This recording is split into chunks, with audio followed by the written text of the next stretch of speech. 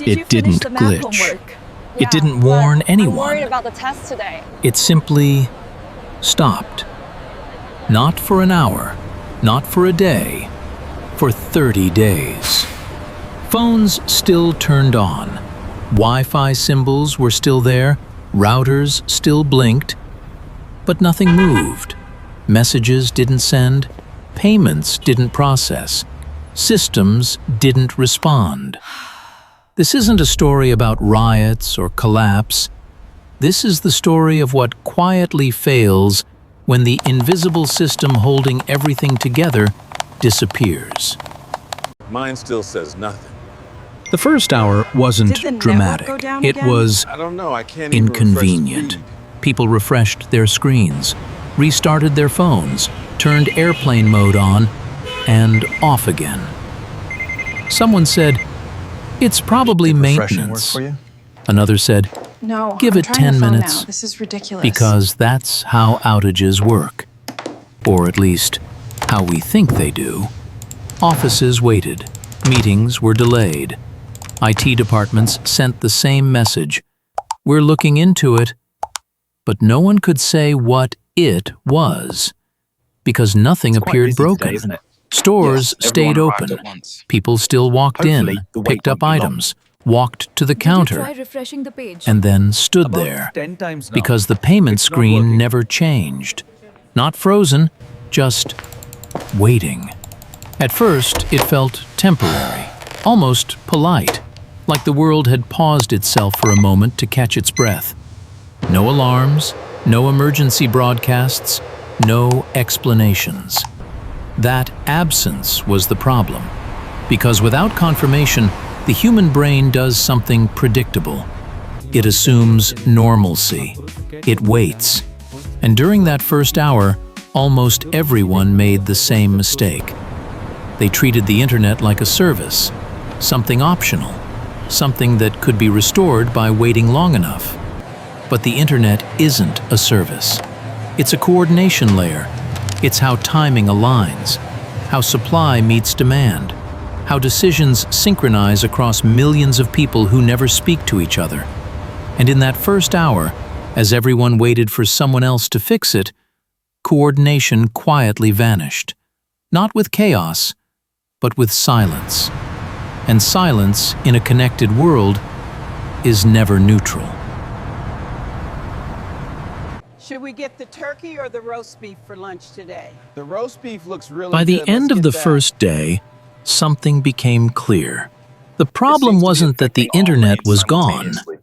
Did you try It restarting was that Terminal 3? nothing was designed to function without it. People tried to adapt quickly. They said things like, "Just pay cash. Just write it down. Just do it the old way." But the old way didn't exist anymore. Not fully, not at scale. Payment systems didn't fail dramatically. They simply never completed. Cards were declined without error messages. Mobile payments waited endlessly. ATMs stayed powered on, but had no idea what your balance was supposed to be. Businesses tried to switch to cash. Some succeeded, many didn't, because cash drawers hadn't been stocked properly for years. Because prices were updated digitally. Because inventory counts lived on remote servers no one could reach. Grocery stores looked full. Shelves were stocked. Refrigerators hummed quietly. But restocking orders never arrived. Delivery schedules never updated. Warehouses couldn't confirm what had already been shipped. Airlines grounded flights, not because planes were broken, but because schedules couldn't sync. Passenger manifests couldn't update. Fuel coordination stalled. And nobody wanted to guess with hundreds of lives in the air. Hospitals stayed open. Doctors kept working. But behind the scenes, something fragile began to crack. Medical records couldn't be retrieved. Lab results couldn't be shared. Supply chains for medication went dark at the exact moment accuracy mattered most. None of this looked like collapse. We need to get him Streets were upstairs calm. now. Power was on. People still They're went to waiting for work, us in the or at OR. least tried to. But the world had lost its ability to coordinate. That's when a quiet truth surfaced. The internet was never about information. It was about timing. It was about trust. It was about millions of systems agreeing on what was true at the same moment. And by the end of day one, those agreements no longer existed.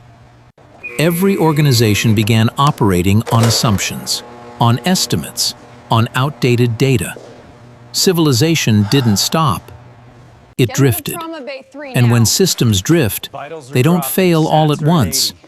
They fail in different directions.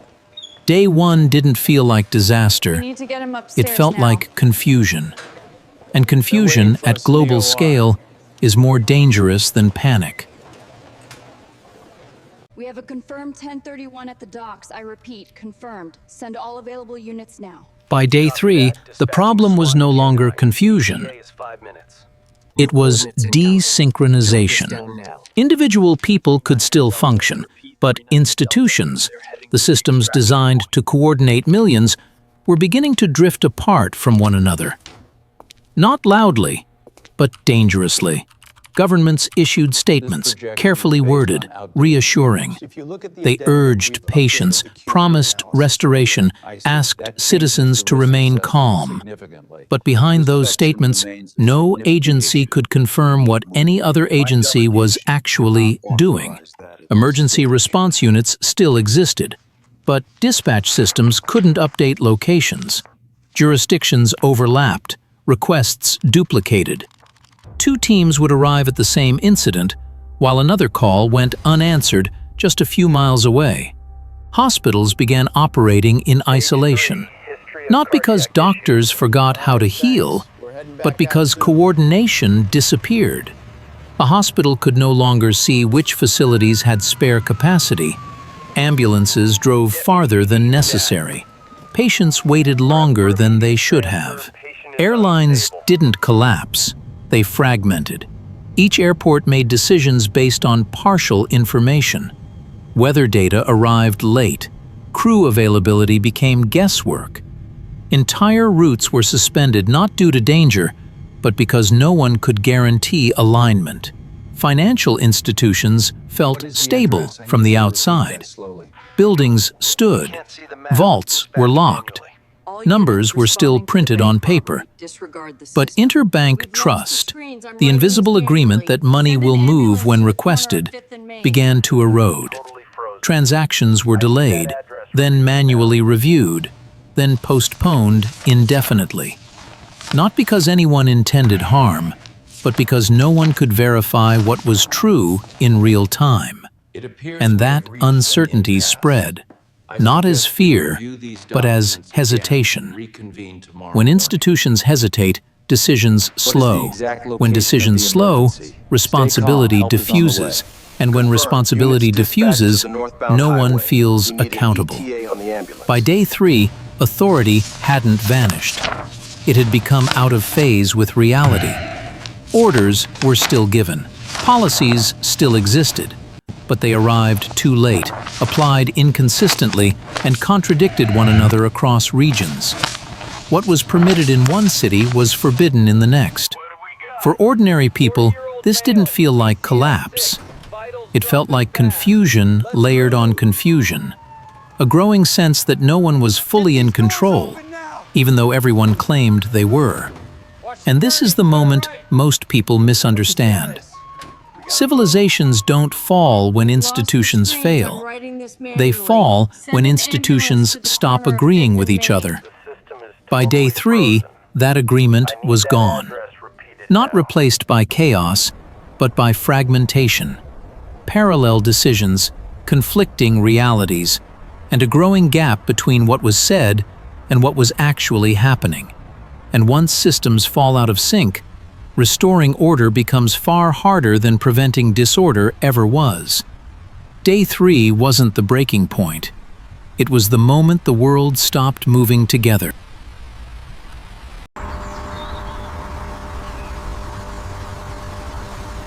By the end of the first week, the world didn't feel broken.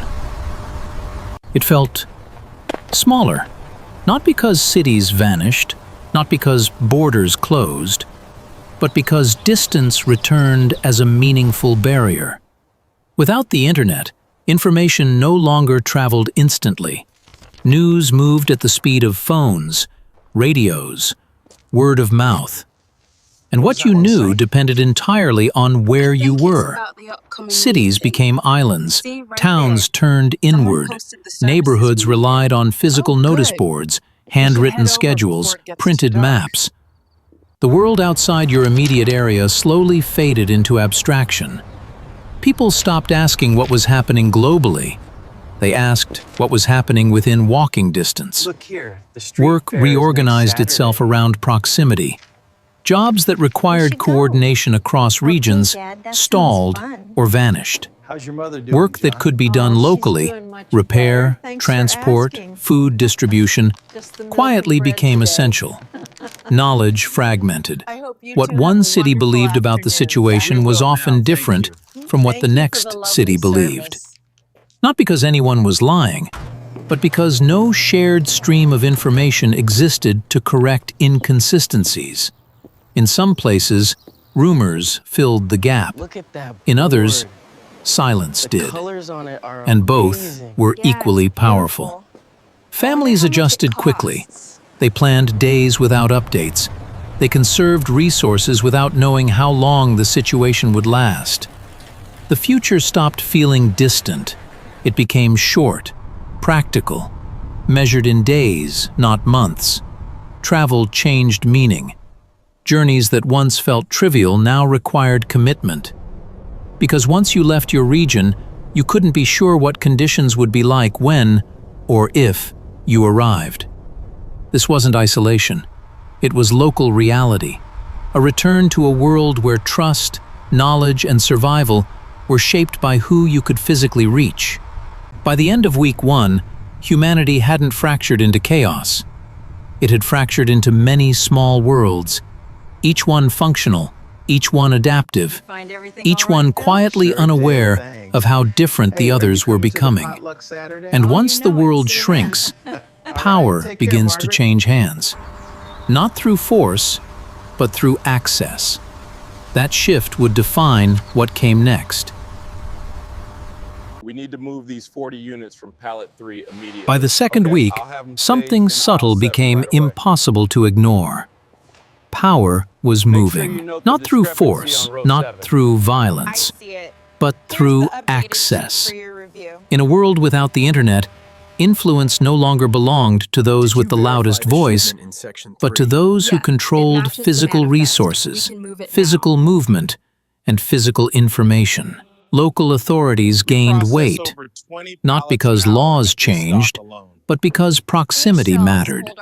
The person who could approve fuel Access to access, this section must manage be supply restricted deliveries, immediately. or coordinate High-value local shipments transport need to be secured suddenly behind the shaped gate, daily Mike. life Go more right than ahead to pump distant 3, ma'am. institutions ever had. Distribution Okay, kids, centers we're next. became leverage points, warehouses, fuel depots, medical supply hubs. Whoever controlled them didn't need force. They controlled flow. Information followed the same pattern. Without global updates, trust Sir, shifted you can toward pull up to whoever pump 3 seemed now. informed, Thank you. even if that information was incomplete, outdated, or wrong. Community leaders emerged, not elected, not appointed, simply present. The person who knew which roads were open, which stores still had supplies, which clinics were operating. These leaders didn't seize control. Control settled on them. Meanwhile, larger institutions struggled to project authority. National policies existed, but enforcement depended on local interpretation. These on your pallet. Rules bent differently from town to town, district to district. What was allowed in one place was quietly ignored in another. Not out of rebellion, but necessity. Economies adapted unevenly. Barter returned. Credit became personal. Promises carried weight only when backed by reputation and proximity. Trust stopped being abstract. It became local, fragile, earned face to face. And in this environment, the most powerful people weren't the most prepared. They were the most connected offline. By week 2, civilization hadn't collapsed. It had reorganized itself around entirely different rules. Rules no one voted on. Rules no one announced. Rules that simply began working. And once power shifts quietly, it rarely returns to where it came from.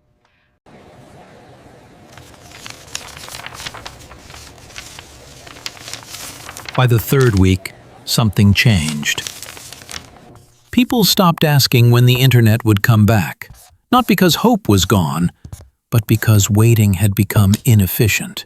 Schedules stabilized, not digitally, but physically.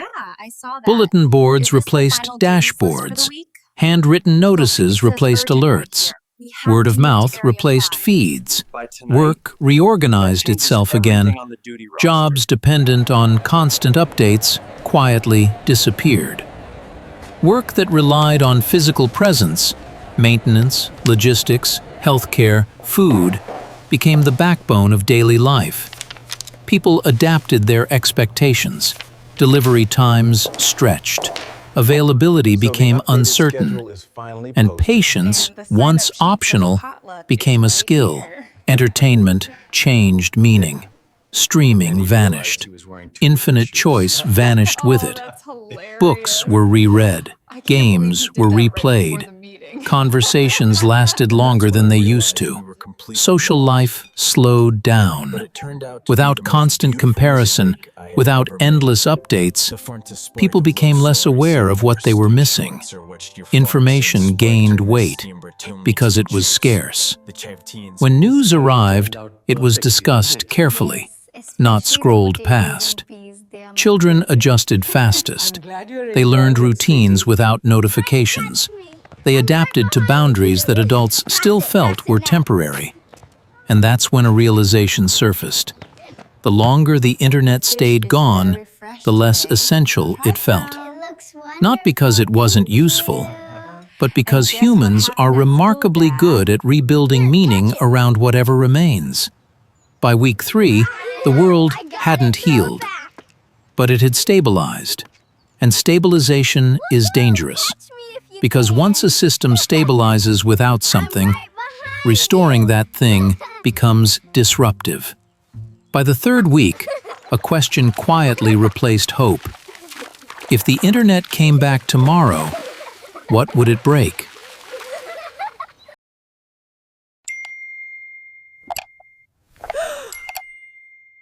On the 30th day, without warning, the internet came back. Not gradually, not in phases. It simply returned. Phones vibrated all at once. Screens flooded with notifications. Messages stacked faster than they could be read. Missed calls from weeks ago suddenly demanded attention. Systems rushed to resynchronize. Servers queried one another. Databases compared timestamps. Logs conflicted.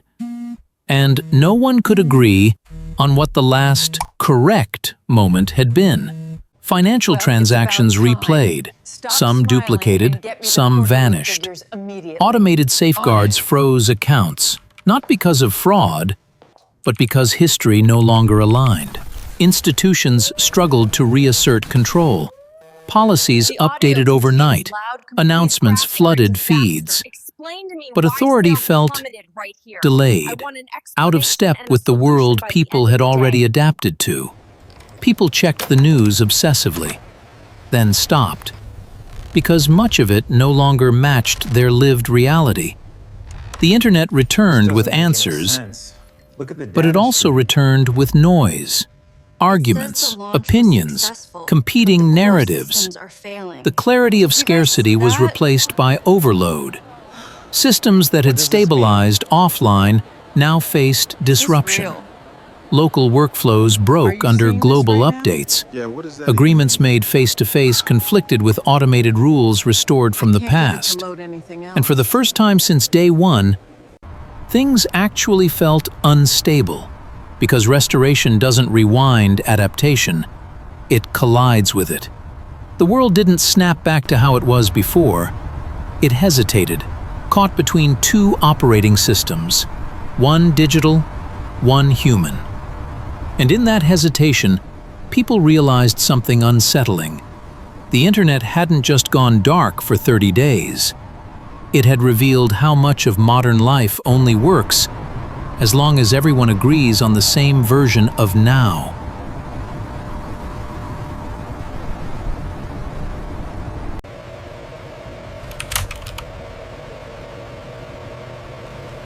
In the weeks that followed, the world didn't collapse. But it didn't return either. Systems resumed operation. Supply chains reconnected. Institutions reclaimed authority. On the surface, modern life appeared intact. But underneath, something fundamental had changed. Organizations rewrote assumptions. Redundancy became a priority. Offline backups were no longer optional. They were expected. Companies redesigned workflows around the possibility of sudden disconnection, not because it was likely, but because it had happened. Governments reassessed resilience, not publicly, quietly. Emergency planning expanded beyond disasters to include absence, the absence of synchronization, the absence of instant coordination. Communities retained habits formed during the outage. Local notice boards stayed up. Physical records remained in use. People trusted proximity more than abstraction.